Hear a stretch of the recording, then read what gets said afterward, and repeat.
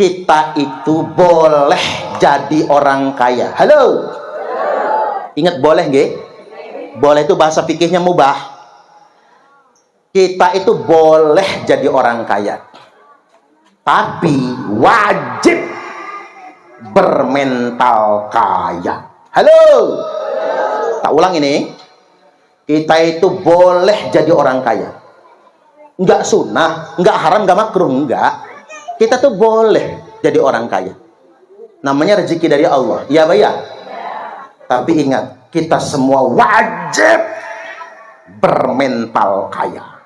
Jenengan yang sok sugih, gugayaan digisting, bebak sosialita, kondangan bawa tasnya aja begini, 5 jari dipasangin cincin semua, digoyang-goyang, ting begini nih, mukanya glowing, lipstiknya warna abang jambu, pink, nyangkut di gigi, di grup WhatsApp manggil temennya, jeng, hari ini di arisan tenpun di jeng, cang jeng, sok soge, sok kaya, sok sosialita itu, coba balik ke dapur dulu. Di dapur cari tabung gas yang warnanya hijau, lalu baca tulisan yang belum hilang. Kalau belum hilang, di dalam tabung, di tabung itu ada cap warna putih, tulisannya apa? Hanya untuk rakyat miskin. Halo, tepuk tangan dulu.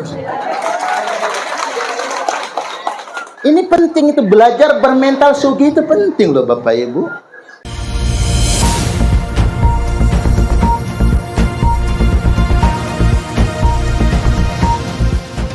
Yang terhormat Wakil Bupati Tanggamus Bapak Agus Suranto, dalam momen Maulid Nabi di Waiilahan 2024 yang lalu, beliau masih calon wakil kepala daerah. Saya doakan di sana jadi betul jadi wakil bupati, ternyata terkabul ya Pak ya. Ya, bukan hanya doa saya yang membuat beliau jadi wakil bupati, tapi saya turut di dalam doa tersebut. Semoga Pak Agus Suranto menjadi wakil bupati yang amanah, tidak korupsi, tidak akan diperiksa jaksa, apalagi di OTT KPK ya.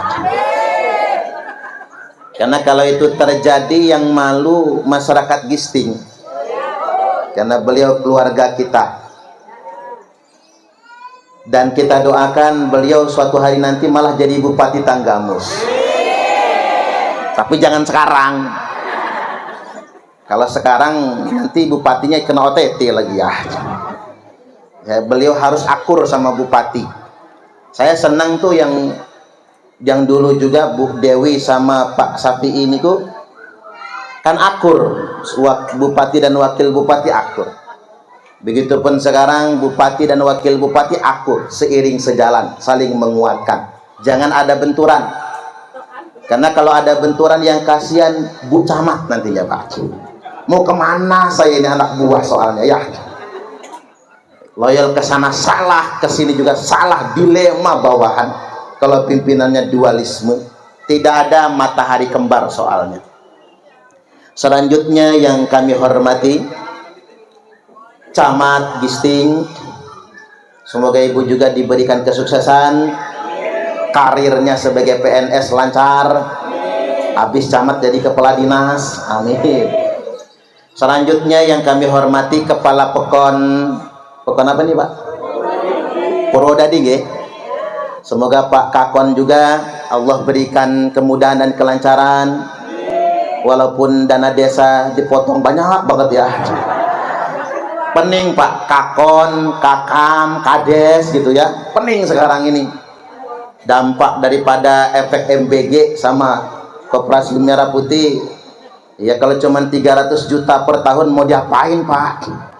Ini luar biasa, potongan yang begitu banyak, tapi sabar dan istiqomah.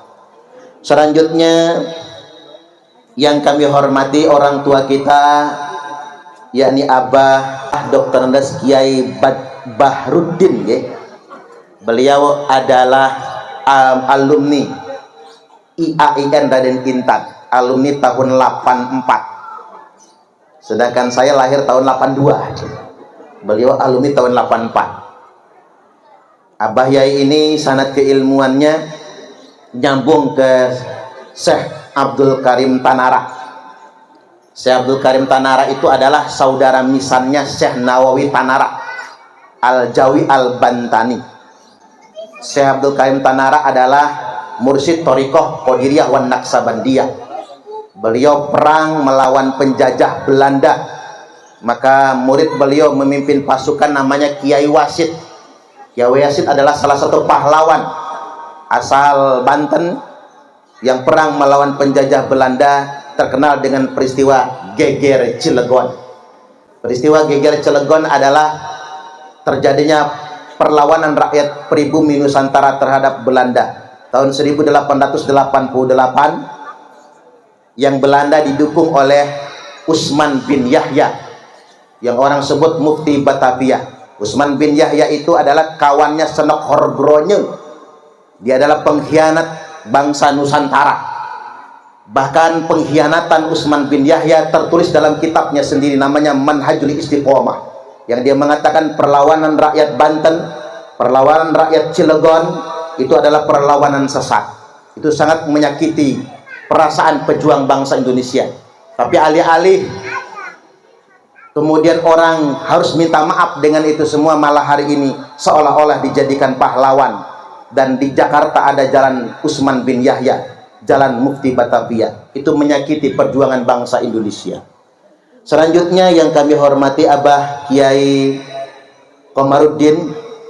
Beliau adalah Rois Suriah MWCNU Gisting, sekaligus juga Kasepuhan atau Suriah PD PWI Kabupaten Tanggamus. PWI ini Perjuangan Wali Songo Indonesia, Laskar Sabilillah. Selanjutnya yang berikutnya yang kami hormati Abah Yai Mukhtasar, salah nama ndak apa ya.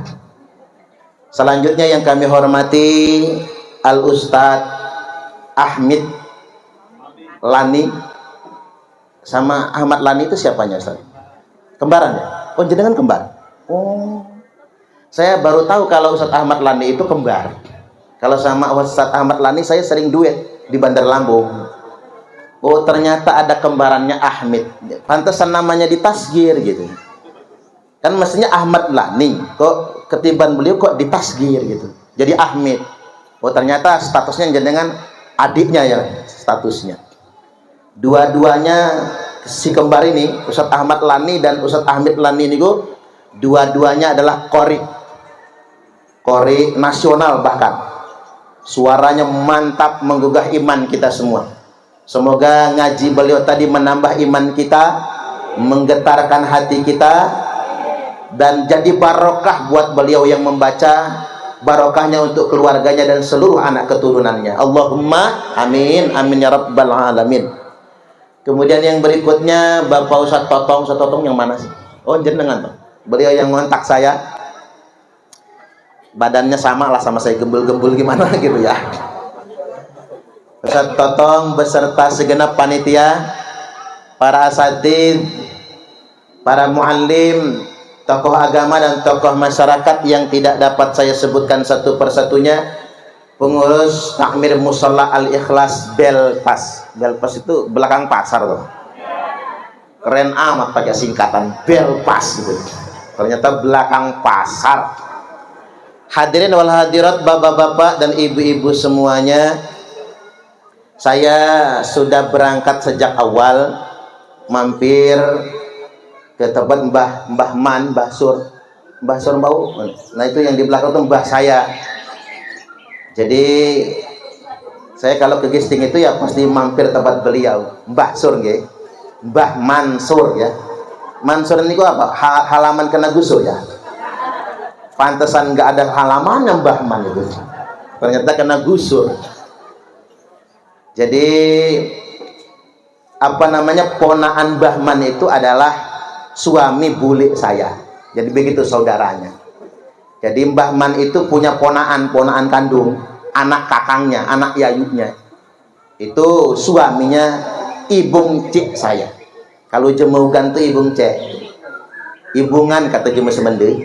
Nah, jadi nikah sama ponaan Mbah Sun. Jadi begitu ceritanya.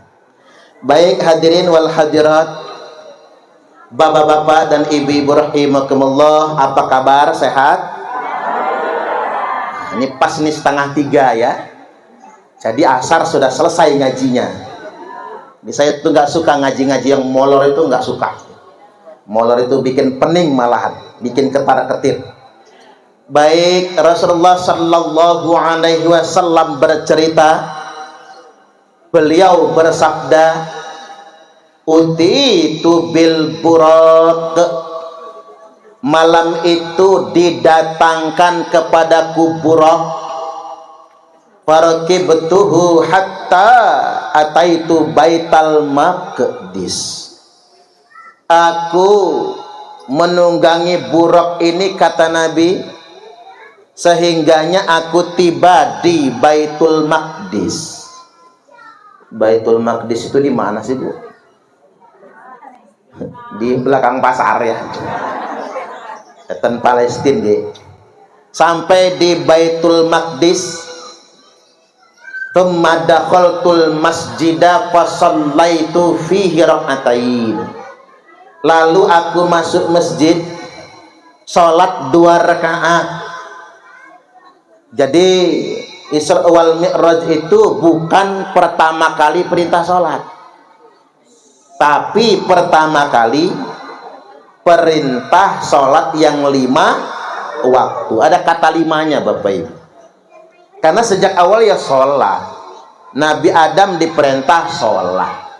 Nuh, Hud, Idris, Ibrahim, Ismail, Ishak, Musa, Isa alaihimussalam, semua nabi itu diperintah sholat.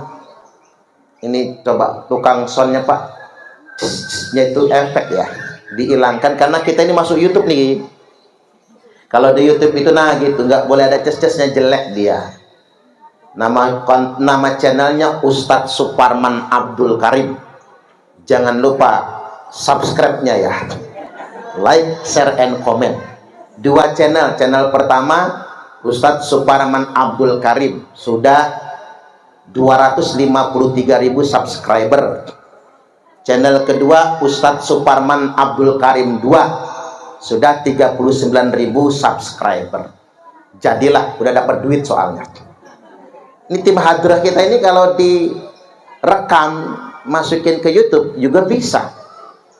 Cuman dimodifikasi karena sekarang lagu-lagu itu rentan diklaim hak musiknya oleh orang lain. Jadi balik lagi, Nabi masuk masjid, sholat 2 rakaat. Waktu sholatnya sendirian. Begitu salam, ternyata makmumnya penuh. Lah siapa makmum itu? Para malaikat penuh jadi makmum Nabi. Ini musola kalau subuh penuh sama nyamuk. Nyamuk nganti mubeng kemana-mana.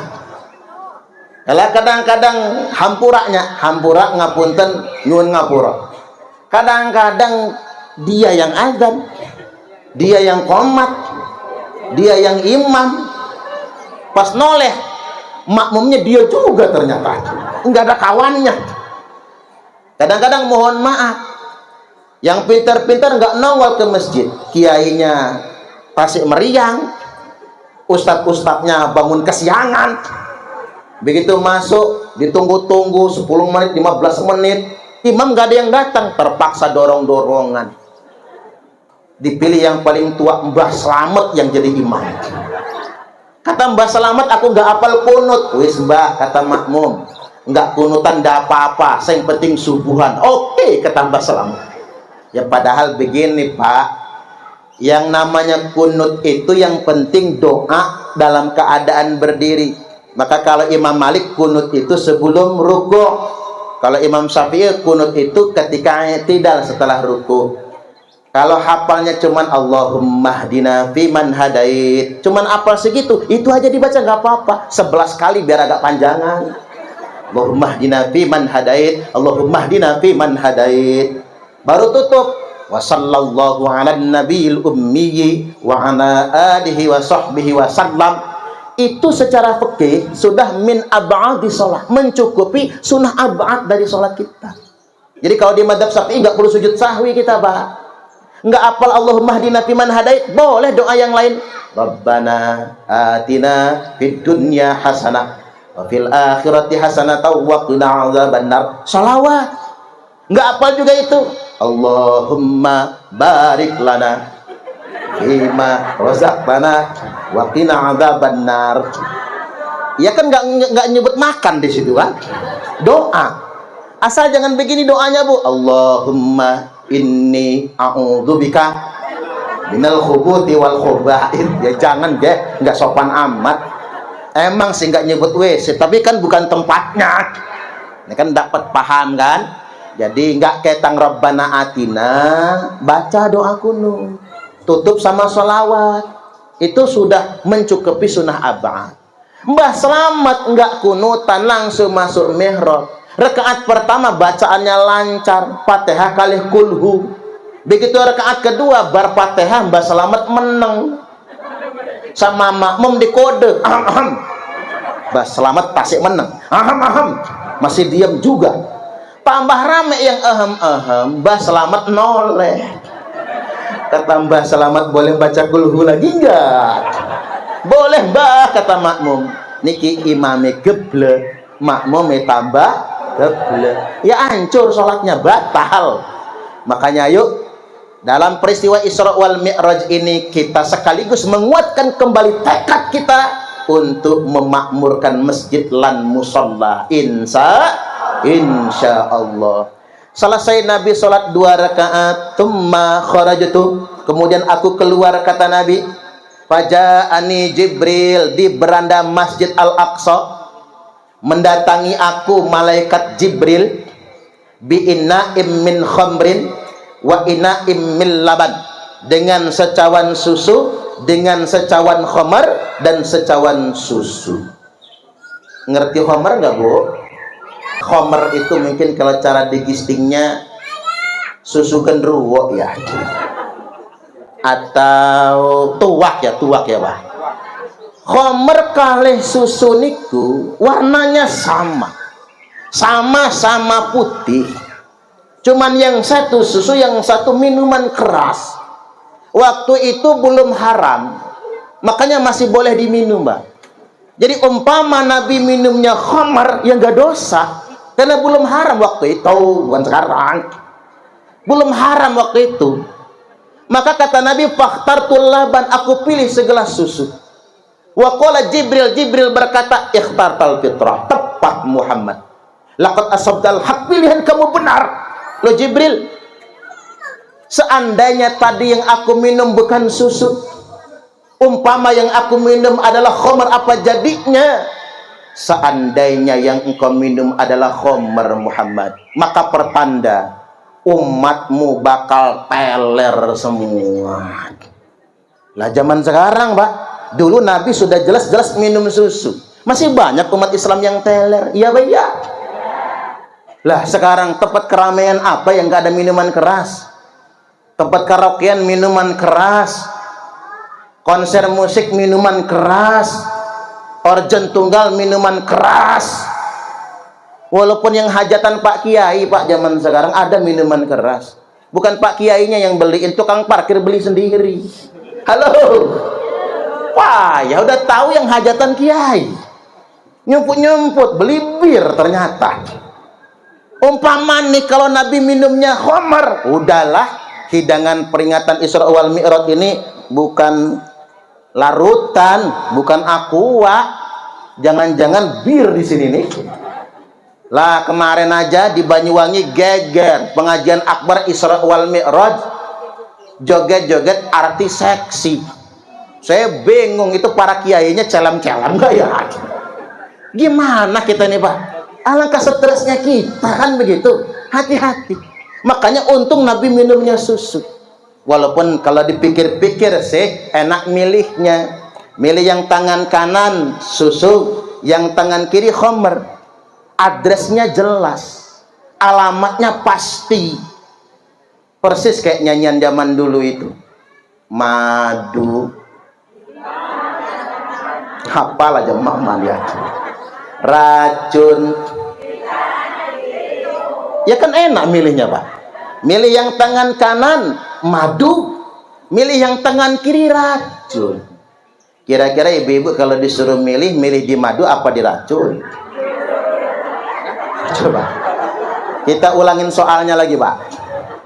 Yang tangan kanan susu, yang tangan kiri khamr. Milih susu atau khamr? Susu dong. Yang tangan kanan madu, yang tangan kiri racun. Milih di madu nopo di racun? Enggak ada yang dipilih. Ya iyalah, repot Bu. Milih di racun mati, milih di madu makan mati. Cuman begini himbauan buat bapak-bapak, termasuk buat Ustadz Potong juga. Himbauan buat bapak-bapak termasuk Pak Wakil Bupati, daripada mikirin kawin lagi, mending bahagiakan istri sendiri. Tepuk tangan dulu, tepuk tangan. Emak-emak cocok banget deh, cocok banget deh. Ya emak-emak itu Pak, jangan disalah-salahin kalau pengajian nggak diundang lagi kita. Ya iya dong Mbak, kan dalam kaidah usul fikih sudah jelas, darul mafasid muqaddamun ala jalbil masolih. Menghindari potensi kerusakan lebih diutamakan daripada mencapai kemaslahatan atau sesuatu yang kita inginkan. Maksudnya apa? Biar ngeh bapak-bapak ini, buat apa panjenengan ngurumat janda Pak, kalau pada akhirnya mesti menjandakan istri sendiri. Oh dendam nih bah emak nih. Iya dong. Iya sing ngurumat janda, tapi dampaknya bini dewek jadi janda. Itulah gunanya kaidah usul fikih. Darul mafasid muqaddamun ala jalbil masolih. Sekarang begini, sudah saatnya bapak-bapak di Gisting ini membahagiakan istrinya. Cocok atau cocok? Minimal dengan kecupan alias emutan, Pak. Minimal itu. Katanya sih istri yang sering dicium suaminya itu akan lebih awet muda 17 tahun. Makanya ibu-ibu yang gampang-gampang tuwir, gampang keriput, gampang burik ketahuan nggak pernah diemut gitu ya, nggak pernah dicium. Ini kayaknya gimana? Tapi memang harus begitu Bapak Ibu. Dan juga buat bapak-bapak saya kasih tahu, laki-laki yang rajin mencium istrinya relatif akan lebih panjang umur jika dibandingkan dengan laki-laki yang mencium istri tetangga. Jajal aja kalau nggak percaya, dibaca orang kita. Jangan macam-macam. Itu artinya balik lagi, selama ada pilihan enak. Cuman kita dihadapkan dengan suatu masa Bapak Ibu di mana tidak lagi terpetakan kalau yang kanan susu, yang tangan kiri khamr, atau yang kanan madu, yang kiri racun. Kita bisa pilih. Tapi zaman sekarang talbis, kecampur. Madu campur racun, khamr campur susu. Makanya Allah tegaskan, wala talbisul haqqa bil batil. Jangan campurkan yang hak dan yang batil. Kalau yang hak campur batil, yang hak kalah. Madu campur racun jadinya racun, susu campur khamr jadinya khamr, air campur bensin, diminum manusia mabok, diminumkan ke tangki motor mogok. Nggak ada benarnya itu. Yang lebih bahaya lagi bukan talbis Bapak Ibu, yang lebih bahaya lagi talafi. Apa itu talafi? Kamuflase. Apa itu kamuflase? Kata orang Palembang, waluyo. Ada Pak Waluyo nggak ya? Ini Waluyo Palembang loh. Waluyo, wajah lugu hati buayo. Itu Waluyo Palembang. Kita tertipu oleh penampilan. Penampilannya malaikat, ternyata dalamnya belis, Pak. Tampilannya islami tapi provokasi. Apa kata orang itu? pantun nih, pantun ya. Dari mana datangnya cinta? Dari TikTok turun ke WA. Dari mana datangnya kecewa? Pas ketemuan mukanya beda. Di foto profile Facebooknya, TikToknya, Instagramnya, WhatsAppnya glowing, cantik mulus. Begitu ketemuan COD-an burik tahunya. Aduh, apes ya, kecewa. Makanya hati-hati dengan penampilan. Nah sekarang begini, iblis itu mengkamuflase dirinya sebagai malaikat yang dia tawarkan surga. Maksudnya apa? Orang menggunakan agama sebagai alat kamuflase. Hati-hati menggunakan agama sebagai alat kualat kita Bapak Ibu. Agama bukan alat propaganda. Agama bukan untuk baju-baju politik, tapi agama merupakan pedoman moral yang menuntun kita semua. Cocok atau cocok?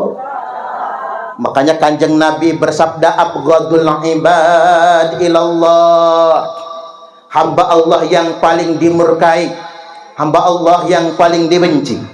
Mangkana taubuhu khairam min amali. Orang yang pakaiannya lebih istimewa daripada kelakuannya.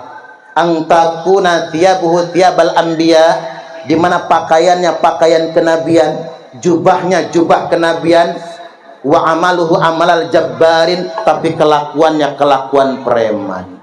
Tuh, Pak. Jadi istilah preman berjubah itu ada. Dia pakai imamah udeng-udeng, pakai gamis, jubah panjang, bahkan putih-putih, tapi kelakuan preman. Hati-hati dengan manipulasi agama, kamuflase agama. Apalagi doktrin-doktrin yang setelah kita cerna bertentangan dengan syariat Islam, bahkan bisa merusak akidah. Contoh, ada yang buat catatan bisa mi'raj 70 kali. Kalau dia mengatakan mi'rajnya ke Allah, Pak, kita masih husnudon. Mungkin mi'rajnya itu sholat. As-sholatu mi'rajul mu'minin. Sholat itu mi'rajnya orang beriman. Lah dia ngaku itu urijabi ila sidratil muntaha. Dia ngaku itu mi'raj ke sidratul muntaha. Berarti kan nyaingin Kanjeng Nabi. Abdurrahman Syekh Kiai Haji Hasyim Asy'ari berfatwa, orang yang ngaku-ngaku bisa mi'raj ke sidratul muntaha sebagaimana mi'rajnya Nabi, itu bisa jatuh kepada kekafiran. Hati-hati. Karena peristiwa mi'raj ini hanya mukjizat untuk Kanjeng Nabiullah Muhammad sallallahu alaihi wasallam. Halo? Ini selingan dikit ngingetin Mawan Bapak Ibu. Sekarang ini di media sosial tuh banyak jejak digital tentang ajaran khurafat Bapak Ibu. Saya hendak ingatkan kalian jenengan, kita ini kan penderek nggih. Kita ini umat penderek. Hanya murid kita ini Bapak Ibu, hanya jamaah orang kecil katakanlah. Tapi ingat, kendati pun kita cuman santri, kendati pun kita cuman penderek, kendati pun kita cuman muhibbin, kendati pun kita cuman murid, tapi ingat Bapak Ibu, ada ahlur rustaqi bil jahalah. Apa itu ahlur rustaq? Para penderek yang tunduk kepada kebodohan. Ada orang alim, kadang-kadang bukan orang alim Pak, kayaknya orang alim, kayaknya, karena pakai jubah, pakai udang-udang, percaya aja kitanya ini kayaknya orang suci, ini orang alim. Dia membangun doktrin agama yang diajarkannya khurafat, yang diajarkannya itu bertentangan dengan akidah Islam, syariat Islam, lalu kita ikuti. Hati-hati loh, ini namanya ahlur rustaq bil jahalah, yakni penderek-penderek yang tunduk kepada kebodohan, masuk salah satu dari 6 golongan yang masuk neraka sebelum dihisab. Halo? Karena ada orang masuk surga tanpa hisab. Ada orang juga masuk neraka sebelum dihisab. Bukan tanpa hisab, sebelum dihisab. Nggak usah dihisab, langsung lemparin ke neraka. Siapa itu? Salah satunya ahlur rustaq, para penderek, para followers, para pengikut, para muhibbin yang tunduk dengan kebodohan. Gurunya mengatakan salah tapi diikutinya. Contoh, Nabi keluar tangannya dari kuburan, salaman. Ini kan khurafat Bapak Ibu, bertentangan dengan ajaran Islam. Ada lagi begini, selama dia masih hidup, Malaikat pencatat amal buruk tidak pernah mencatat amal. Libur malaikatnya. Kata dia ada juga yang mengajarkan begini, Pak, bisa ngusir malaikat munkar dan nakir, mapas. Lah Nabi aja nangis, Allahumma hasibni hisaban yasira, ya Allah hisablah saya hisab yang ringan. Nangis Nabi takut kena hisab, nangis Nabi takut kena adab kubur. Lah ada yang ngejamin bisa ngusir malaikat munkar dan nakir, bisa ngebentak malaikat Israel, Bapak Ibu. Bahkan nanti kalau mati ditanya, man rabbuka, siapa Tuhanmu? Habib Abdullah Al-Haddad. Wa man nabiyuka, siapa nabimu? Habib Abdullah Al-Haddad. Habib Abdullah Ba'alwi. Wama kita buka apa kitabmu? Habib Abdullah Al-Haddad. Lah kita melok-melok aja kafir, jangan macam-macam, Pak. Bahaya itu. Nah, ajaran khurafat begini jangan diikuti. Kalau kita ikuti, Bapak Ibu, kita akan terjebak dalam kebinasaan juga. Halo? Lanjut, nggih. Kemudian yang berikutnya, tsumma araja bina ila sama'id dunya. Ini bisa dibaca araja, bisa dibaca urija. Kami dibawa naik, kata Nabi, ke langit dunia, langit yang pertama. Fastaftah Jibril, Jibril minta dibukakan pintu. Fakutih alana, dibukakan pintu langit yang pertama. Faida anabi Adam alaihi salam farhaba bi wa da'ani bi khair. Dibukakan pintu langit yang pertama. Adam, aku ketemu dengan Nabi Adam. Dia menyambut aku dan mendoakan aku dengan kebaikan-kebaikan. Di sebelah kanannya banyak bayangan hitam, banyak bayangan-bayangan maksud saya. Di sebelah kirinya pun banyak bayangan. Man haula ya Jibril.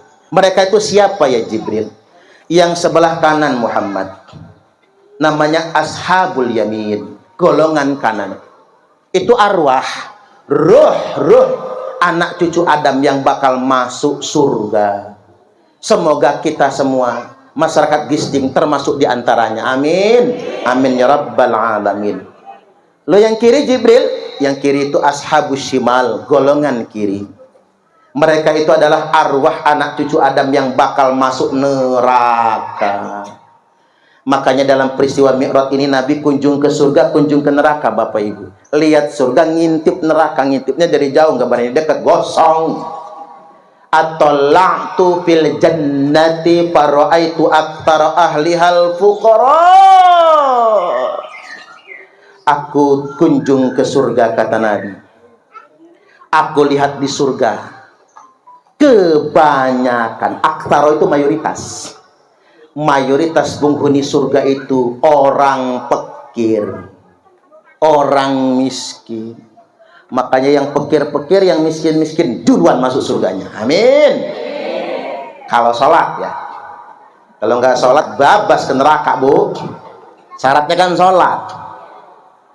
Cuman begini, kalau Bapak Ibu suruh milih kaya atau miskin?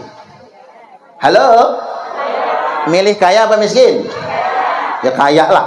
Saya aja nggak mau melarat. Ya kalau saya miskin, Bapak Ibu, santri saya nggak makan. Karena pondok saya itu bukan pondok komersil. Pondok saya itu yang mampu bayar cuman bayar uang makan. Yang nggak mampu bayar nggak kita tagih. Nah kalau saya miskin, makan apa mereka? Kan begitu. Udah mondok ngaji kita, ngapal Quran bersana, sekolah juga SD, SMP, SMA. Nggak bisa pakai sahriyah santri untuk gaji ustadznya, nggak bisa. Untuk gaji gurunya nggak bisa. Maka dari itu kita kalau suruh milih, ya nggak mau milih miskin, pengen milih kaya. Cuman begini, kita itu boleh jadi orang kaya. Halo? Ingat boleh nggih? Boleh itu bahasa fikihnya mubah. Kita itu boleh jadi orang kaya. Tapi wajib bermental kaya. Halo, tak ulang ini. Kita itu boleh jadi orang kaya. Enggak sunnah, enggak haram, enggak makruh, enggak. Kita tuh boleh jadi orang kaya. Namanya rezeki dari Allah. Iya, Pak ya? Tapi ingat, kita semua wajib bermental kaya. Karena zaman sekarang ini banyak orang yang mentalnya malah miskin. Udah kaya aja masih bermental miskin. Apalagi yang melarat. mentalnya tambah mental miskin. Rumah sudah gedong, lantai sudah keramik, masih aja ngarep PKH sama bansos. Tepuk tangan dulu. Ada yang kayak gitu? Kalau di sana banyak di sana. Kalau di sini pusatnya.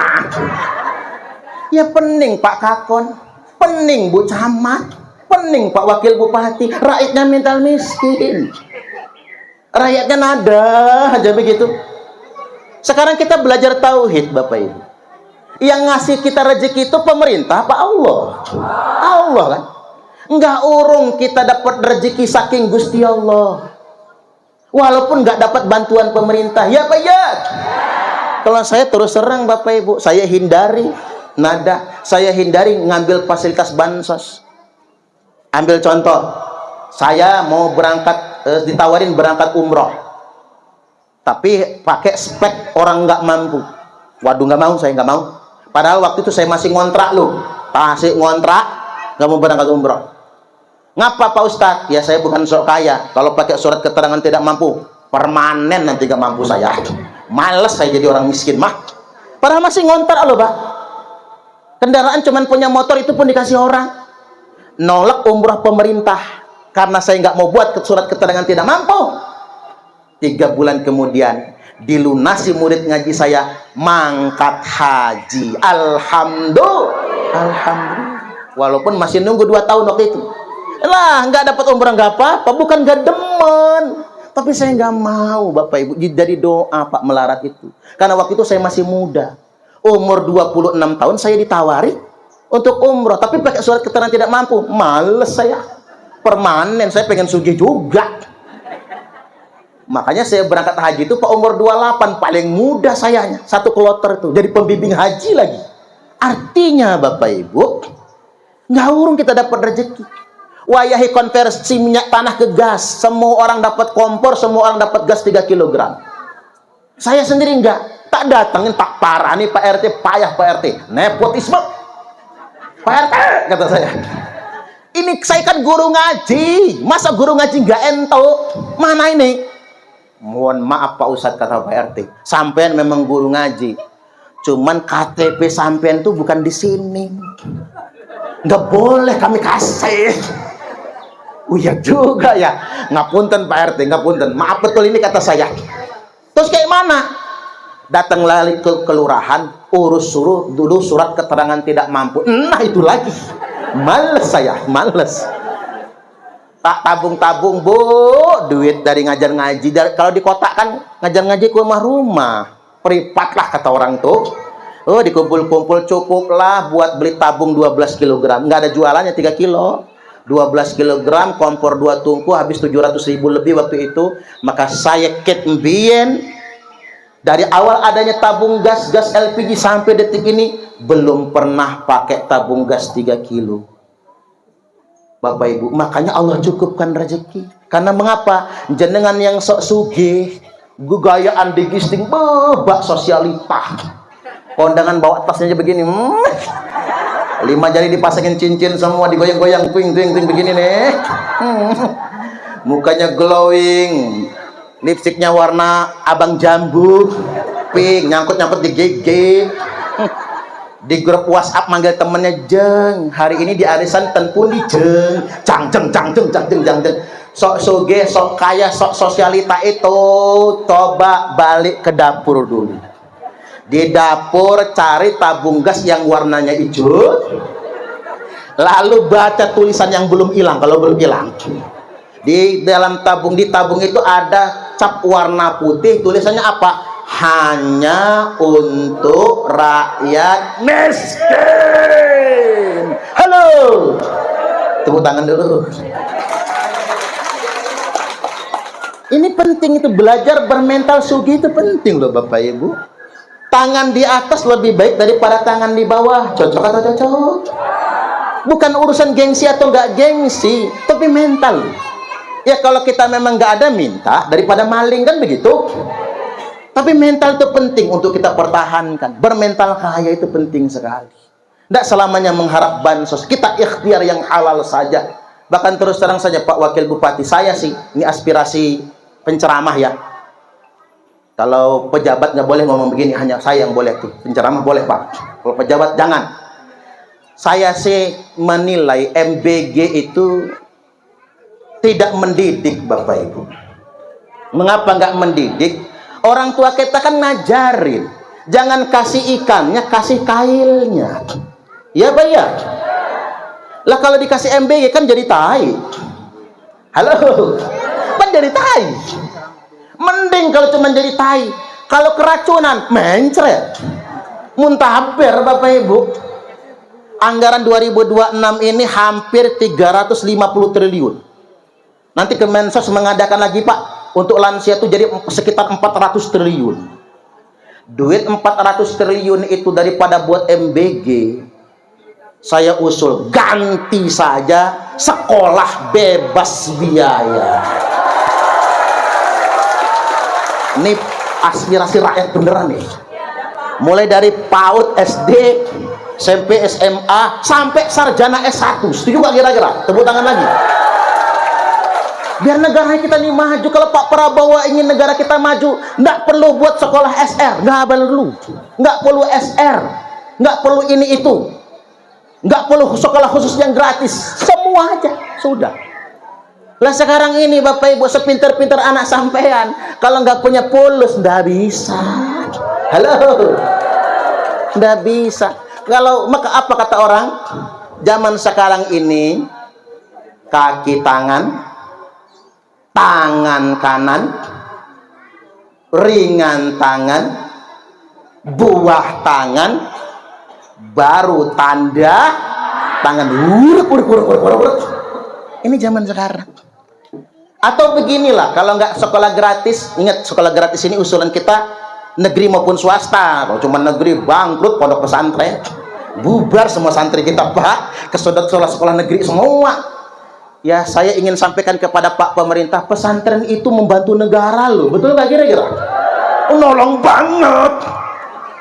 Mana ada pesantren bangun pondok pesantren pakai duit negara? Bangun dewe pesantren itu Bapak Ibu. Lah negara terbantu loh dengan adanya pondok-pondok pesantren itu. Dari 42.000 pesantren seantero Indonesia Raya tercinta ini Bapak Ibu. Makanya pesantren jangan dianaktirikan. Kalau bisa santri-santri itu nggak usah bayar sehariah, negara yang bayar kan. Saya cocok negara yang bayar Pak, karena kalau santri yang bayar nunggak terus. Kan santri kita ini dari Tanggamus banyaknya, dari Lampung Utara, dari Lampung Barat, petani kebun kopi semua. Nggak enaknya, bukan masalah kayaknya bayarnya setahun sekali. Bayarnya pas panen kopi doang Pak. Kalau kopi kayak tahun sekarang lagi mahal mah enteng kita. Orang tua bisa bayar banyak. Lah kalau kopi lagi murah nggak bayar sama sekali. Nggak mungkin kan anaknya nggak kita empanin makan Bapak Ibu. Negara harus hadir dengan ini semua. Nah kalaupun tidak dalam bentuk itu, saya sumbang saran Bapak Ibu. Saya nonton baca berita Gubernur Lampung Rahmat Mirzani Jausal mengajukan pinjaman ke Bank BJB, Bank Jabar Banten 1 triliun. 1 triliun itu nolnya berapa Bu? Ketik aja di kalkulator, error kalkulatornya. 1 triliun itu buat apa Pak? Buat membangun infrastruktur jalan. Saya mikir, tertatih-tatih Gubernur Lampung mohon-mohon ke Menteri Dalam Negeri agar di ACC minjem ke Bank BJB, Bank Jabar Banten, punyanya Bapak Aing. Hebat Bapak Aing tuh ya. Punya Bapak Aing itu Bapak Ibu 1 triliun itu apa? Bangun jalan. Lah, kalau uang MBG 400 triliun itu Pak, dibagi satu provinsi 10 triliun saja, saya yakin mulus semua jalan seprovinsi Lampung ini. Tepuk tangan lagi. Per tahun 10 triliun. Nggak ada jalan yang bisa diaspal lagi, kebun kita aspal Bapak Ibu. Jangan ke kebun kita aspal semua, nggak apa-apa itu. Artinya harus tepat guna. Kalaupun nggak mau yang kayak gitu, saya sumbang saran 15.000 satu siswa kali 20 hari berarti 300.000. Uang 300.000 itu daripada dalam bentuk MBG, kirim saja langsung ke rekening ibu-ibu ini. Nah, ibu-ibu yang punya anak 4, 300 kali 4 1.200.000, cair emak-emak nih. Yang kasihan yang nggak punya anak ya. Udah nenek-nenek hamil lagi nggak apa-apa bu, ya biar dapat MBG gitu. Lah kalau dikirim 300.000 untuk satu anak ke emaknya, saya yakin nggak akan dikorupsi oleh emaknya, betul nggak bu? Malah ditambahin, asal jangan ke rekening bapak-bapak. Jadi udut dia bu. Persoalan itu ke emak-emaknya langsung.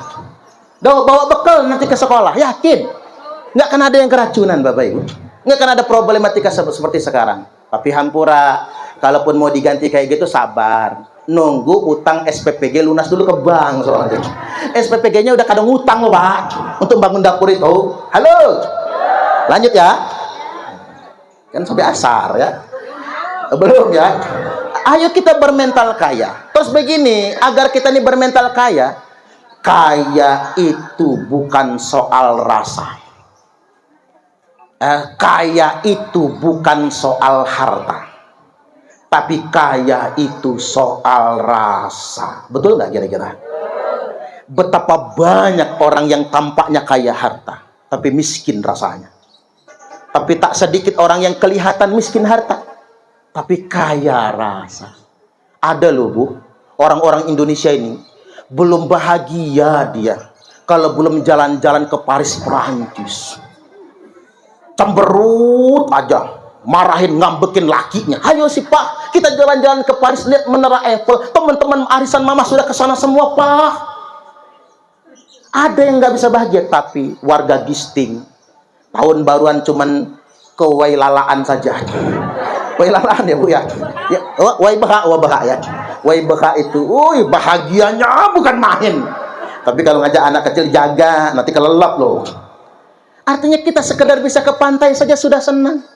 Oh, pak artis-artis di Indonesia ini, apalagi bini-bini bupati. Awas tuh bini pak wakil bupati ya. Baru senang kalau udah kebeli tas branded yang harga 1 miliar. Lah ibu-ibu di sini cuman kebeli tas yang 200.000 itu pun belinya di Shopee. Senangnya. Dibawa ke pengajian begini, ditunjuk-tunjukin ke orang. Artinya bahagia itu kan relatif, betul nggak kira-kira?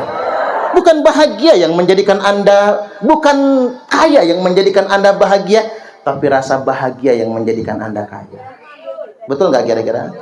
Bukan kaya yang membuat Anda bersyukur, tapi rasa bersyukur yang menjadikan kita kaya. Hai ibu-ibu, syukur aja sama suami itu, jangan ngomel terus, jangan ngeluh terus.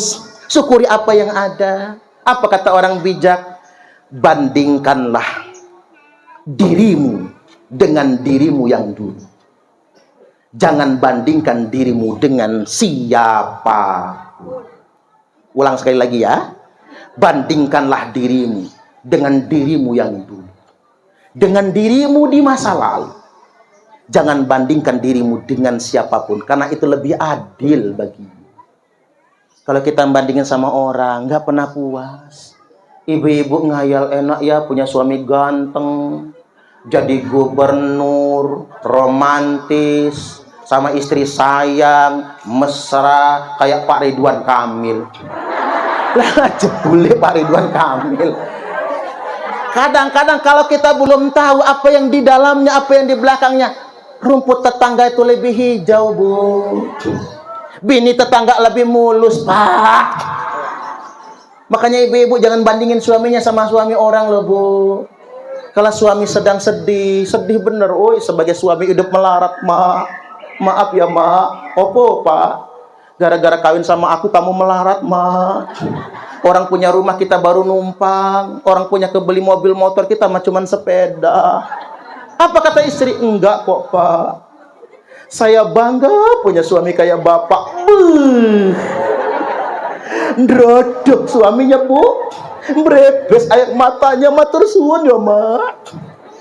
Ada yang kayak gitu, goro-goro. Apa kata istrinya? Iya, sial saya dapat laki kayak kamu. Coba suami saya kayak pak kepala popcorn. Nah, mulai membanding-bandingkan. Nah yang selanjutnya Bapak Ibu, saya ingin tegaskan hari ini, ayo kita syukuri yang punya kita saja. Bahagia itu nggak punya keinginan, nggak banyak keinginan. Jangan ngukur baju orang, syukuri yang punya kita. Insya Allah. Selanjutnya, wa tala'tu fin nari faraitu aktsara ahlihan nisa.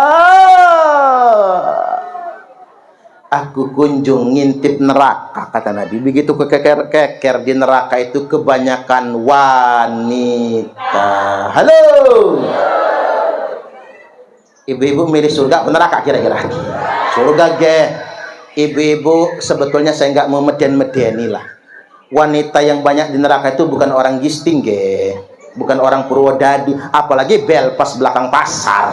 Enggak. Surga semua di sini mah ya, surga semua. Prancis maksudnya, Amerika, Israel, wajar. Kalau di Belpas mah surga semua. Perempuan tuh begini, idza shallatil mar'atu khamsaha. Perempuan tuh yang penting sudah sholat 5 waktu. Wa shamat syahraha, Ramadan dia puasa, Ramadan nanti puasa. Yang punya utang bayar dulu.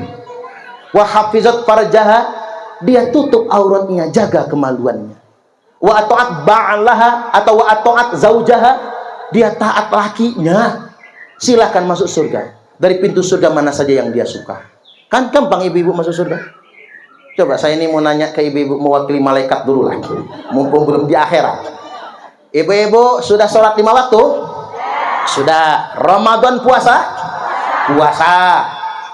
Auratnya ditutup? Tutup. Ya, jangan pakai lepton ibu. Sing kelek ketoen, mana pakai lepton, keleknya enggak dicukur bulunya. Mending kalau bersih ketombean lagi ya. Ih, jijai bajai najong teralalah. Tutup aurat. Yang pertama salat, yang kedua puasa ya. Yang ketiga nutup aurat. Dan yang keempat taat suami. Sudah taat suami? Jangan pakai insya Allah. Nggak percaya saya nyat. Kalau sudah 4 ini Bapak Ibu, kalau sudah 4 ini, sudah sholat, puasa dijaga, aurat pun dijaga, sama suami taat, monggo kersane, silahkan masuk surga dari pintu surga mana saja yang dia suka. Gampang. Perempuan itu paling gampang Bu masuk surga. 1 tinggal taat suami kok. Paling gampang masuk neraka loh Bu. Ngelawan saja sama suami. Suami lagi tidur, sepak palanya. Gratis masuk neraka aja. Kan gampang tuh. Bagi perempuan. 1. 2, perempuan tuh yang penting qanaah Bu. Makanya ibu-ibu kalau dikasih suami uang belanja 30 juta sebulan nerimo Bu. Ya iyalah kalau segitu mah. Oh, bangun jam 1 malam ya Bu ya. Langsung tahajud, masak. Betapa solehahnya. Cuman begini Pak, bapak-bapak itu jangan cuma nuntut istrinya taat dan qanaah. Harus seimbang dong. Kalau kita harus bijaksana, bijak sini juga ge. Betul nggak kira-kira? Kata Nabi, akmalul mu'minina imanan ahsanuhum khuluqa. Orang mukmin yang paling sempurna imannya adalah yang paling baik akhlaknya. Wa khiyarukum linisaihim khuluqa. Dan laki-laki yang terbaik adalah yang paling baik dengan istrinya. Halo, bapak-bapak baik nggak Bu? Hebat ibu-ibu, pintar menutupi aib suaminya. Padahal pengen jawab jahat ya Bu ya. Iya dong Pak, sekali-kali panggil mama, meriki mama. Ente nopo papa? Mama tasik membersihkan teletong. Selesai kerjaan bersihkan teletong tadi Bu, lenggah mama. Rogoh kantong kanan Pak, tarik duit 15 juta. Banting di meja. Jeleker. Ini uang apa papa? Ini uang belanja mama. Gue tuku beras, tuku berambang, tuku terasi, cicilan kulkas, cicilan tupperware, cicilan seragam pengajian. Kira-kira cukup mama? Yuk malah turah papa. Nek turah simpan kalih mama. Istri ngekep duit 15 juta mau masuk kamar, nanti dulu mama. Masih ada yang kurang. Rogoh lagi kantong kiri Pak, keluarkan duit 15 juta lagi. Jeleker. Ini apa lagi papa? Ini bonus untuk mama. Capek mamah melumah. Capek mamah ngerumat anak 15 juta bonus. Mangkat nang pasar mamah. Jangan pulang kalau nggak habis. 15 juta uang belanja, 15 juta bonusnya 30 juta. Mau nggak, Bu? Ngimpi ngantin jedut langit lah, Bu. Mana ada yang begitu? Ya iyalah Pak, ibu-ibu ini juga kona'ah. Kalau suaminya bukan pengusaha ya nggak mungkin ngasihnya segitu. Cuman bapak-bapak harus tahu, ibu-ibu ini dimanapun berada paling sebel sama laki-laki yang pelit, ngasihnya cuman dikit, itu pun diungkit. Ada zaman sekarang? Yang mana, Bu? Kalau hadir orangnya di sini ya. Ya itu yang bikin sebel. Artinya Bapak Ibu, ayo kita sama-sama saling menguatkan ketaatan satu sama lainnya. Mudah-mudahan kita masuk surga semua. Amin. Oke, lanjut ya. Tsumma araja bina ila sama'it tsaniyah, naik ke langit yang kedua.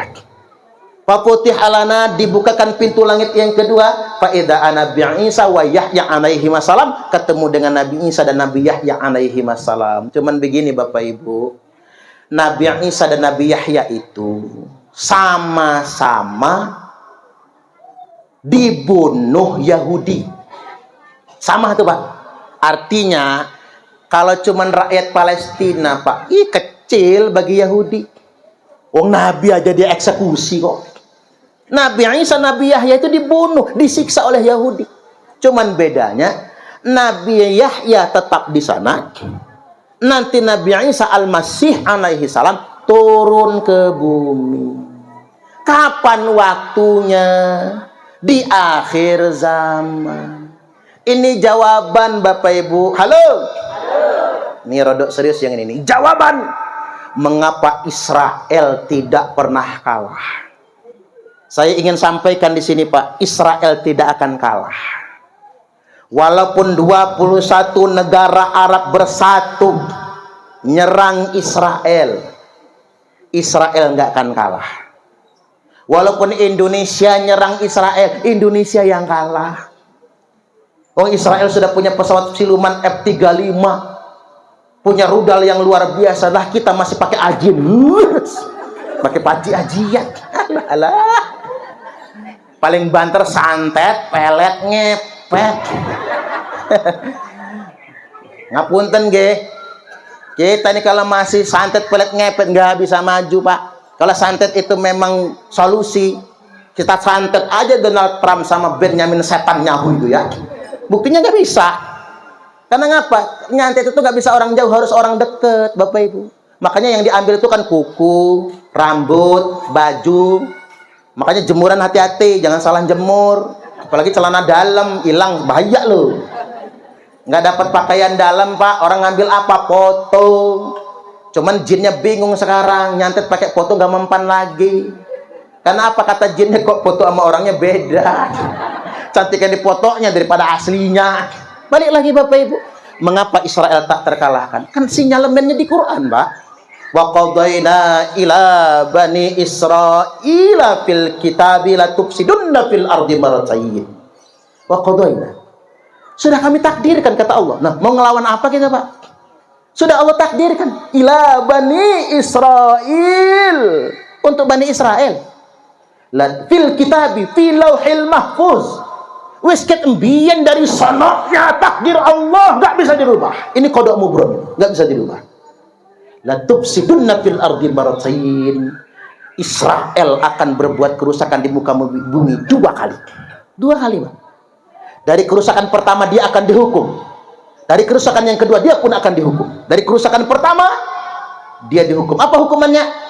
Yahudi diusir dari dunia internasional di berbagai macam negeri Pak. Puncaknya dibantai oleh Hitler, Nazi Jerman. 35 juta orang Yahudi dibantai. Itu apa? Hukuman. Duribat alaihimudillatu aynama tuqifu illa bihablim minallah wa hablim minan nas. Kan kita sering baca ayat itu. Itu kan tentang Israel, itu tentang Yahudi. Hukuman atas kejahatan yang pertama. Setelah mereka terusir, dihinakan, dimanapun mereka berada, mereka akan bangkit lagi yang kedua kalinya. Saat Israel Yahudi bangkit yang kedua kalinya, mereka takkan pernah terkalahkan. Amerika termasuk dikuasai oleh mereka. Wala ta'lunna 'uluwan kabira. Mereka akan menyombongkan diri, petantang petenteng, bongah sombong dengan kesombongan yang besar. Halo? Ini penting agar kita sabar, nggak gerusa-gerusu emosian. Sabar, belum bisa kita ngalahin Israel sekarang, nggak bisa. Mereka terlalu kuat. Kapan mereka kalah? Nanti ketika Imam Mahdi, pertama Imam Mahdi lahir. Imam Mahdi lahir di Madinah, namanya Muhammad bin Abdullah, dibaiat di Ka'bah, perang melawan pasukan Israel. Israel di backingi siapa? Dajjal laknatullah alaih. Maka turun Nabi Isa dari langit kedua ke Menara Putih Damaskus, masuk Masjid Al-Aqsa di waktu subuh Palestina. Selesai salat subuh, perang, membunuh Dajjal, mati Dajjal, dibunuh oleh Nabi Isa Al-Masih alaihi salam. Itu ceritanya nanti, Pak. Sabar nggih? Israel begitu sabar. Kita tunggu Imam Mahdi, tunggu Nabi Isa, Pak. Kita jalani dulu apa adanya. Nanti Nabi Isa akan diangkat menjadi khalifah internasional selama 40 tahun lamanya. Semua negara itu di bawah Nabi Isa nanti, Bapak Ibu.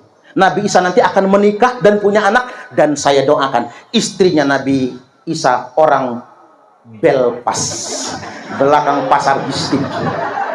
Nanti ada mobil patwal, wing wing wing wing wing wing wing. Niku sinten? Nabi Isa. Loh, kok Nabi Isa ke pasar Gisting? Nengok morotuwo.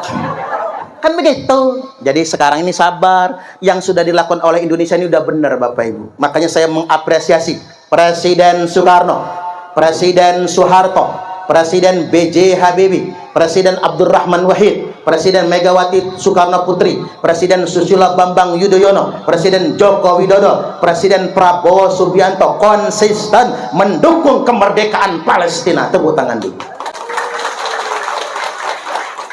Itu yang bisa kita lakukan, Pak. Bukan perang, nek pakai bedil kalah kita. Karena belum waktunya. Dan Indonesia, Bapak Ibu, bikin sekolah, bikin rumah sakit di Gaza, di Palestina, konsisten mendukung kemerdekaan Palestina. Tepuk tangan lagi. Gitu dong. Jadi nggak usah gabung kelompok-kelompok yang akhirnya kita dimanfaatkan orang. Hati-hati dikendalikan orang. Akhirnya kita diradikalisasi untuk gabung ke kelompok tertentu, bukannya berjuang untuk Palestina, tapi malah kita diberdayakan orang. Paham nggih? Oke, dikit lagi. Naik ke langit yang ketiga ketemu dengan Nabi Yusuf, langit yang keempat ketemu dengan Nabi Idris, langit kelima ketemu dengan Nabi Harun alaihi salam, langit yang keenam ketemu dengan Nabi Musa alaihi salam, naik ke langit yang ketujuh ketemu dengan Nabi Ibrahim alaihi salam. Thumma dhahaba bi ila sidratil muntaha. Kemudian saya, kata Nabi, dibawa ke Sidratul Muntaha. Sampai di Sidratul Muntaha, kata Jibril, berhenti Muhammad. Saya di sini, kamu lanjut munggah dewi. Aku nggak berani, Jibril. Temenin, kata Jibril, innaka akramu 'alallahi minni. Engkau lebih dimuliakan Allah daripada saya. Maka Nabi naik seperti naik lift itu, Pak. Naik ke atas, lalu Nabi duduk iftirash. Nabi membaca kalimat penghormatan, salam kepada Gusti Allah tuh begini bunyinya. At-tahiyatul mubarakatus sholawatut thayyibatu lillah. Jadi jangan sampai sama Allah assalamualaikum ya Allah ngelunjaknya orang. Apalagi assalamualaikum, ya nggak boleh, Pak. At-tahiyat. Nah, ucapan tahiyat Nabi dijawab oleh Gusti Allah. Apa jawabannya? Assalamu alayka ayyuhan nabi wa rahmatullahi wa barakatuh. Dijawab lagi oleh kanjeng Nabi apa? Assalamu alayna wa ala ibadillahi sholihin asyhadu an la ilaha illallah. Nah, ini ada 4 madhab. Imam Hanafi, ngoten Bapak Ibu nih, lihat nih. Imam Hanafi la ilaha illallah turun, itu Imam Hanafi. Enggak digenggam, enggak. Nafi naik, isbat turun. Imam Malik digoyangin ke kanan kiri, tak tek tak tek tak. Itu Imam Malik. Cuma sekarang ada yang begini, wong wong wong wong, ada begitu. Imam Syafi'i, kita nih yang rata-rata warga Nahdiyin, illallah naik. Itu Imam Syafi'i. Imam Hambali, nah rata-rata saudara kita di Muhammadiyah dari at-tahiyat udah naik. Jadi itu ahli sunnah wal jamaah semua. Itu cara kaifiatnya itu. Lalu fa'auhallahu ta'ala alayya khamsina sholah. Allah wahyukan kepada saya 50 sholat. Ditawar-tawar tinggal 5 waktu sholat. Ya Muhammad, wahai Muhammad, ifratu ala ummatika khamsa shalawatin, aku wajibkan kepada umatmu 5 waktu sholat. Wa ahidtu anni ahdan, dan aku buat memorandum of understanding, kesepakatan perjanjian, annahu man hafadhu alaihinna liwaqtihinna adkhultuhul jannah, yang jaga sholat 5 waktu di waktu-waktunya, nggak males-malesan, ku masukkan dia ke dalam surga. Walaupun dia banyak dosa, ku hapuskan, kata Allah. Wa man lam yuhafid alaihinna liwaqtihinna, tapi yang males-malesan, mengabaikan waktu-waktu sholatnya, fala ahdalahu indi, aku nggak janji sementara waktu. Kalaupun dia taubat, mungkin Allah maha penerima taubat. Saya ulangi, kalaupun dia taubat, ya Allah maha penerima taubat.